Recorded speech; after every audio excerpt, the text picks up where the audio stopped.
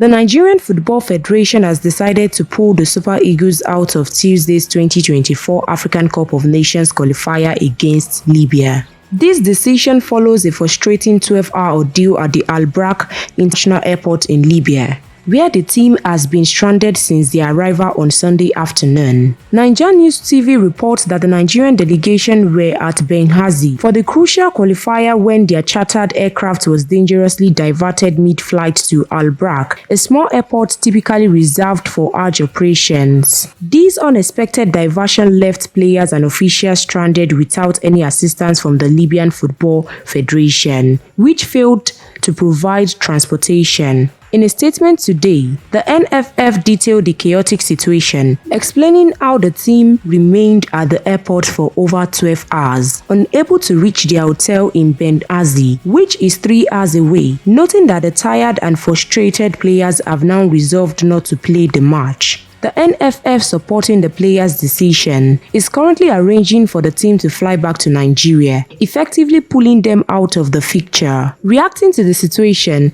Super Eagles captain William Troost Ekong condemned the treatment by the Libyan authorities. In a series of tweets early Monday morning, Ekong described the situation as disgraceful, accusing the host of playing mind games. He revealed that the team is being kept in an abandoned airport with no access to food, drink, or phone connections. Stay informed for real-time update, breaking news, and exclusive content from NaijaNews TV as we continue to monitor this story closely.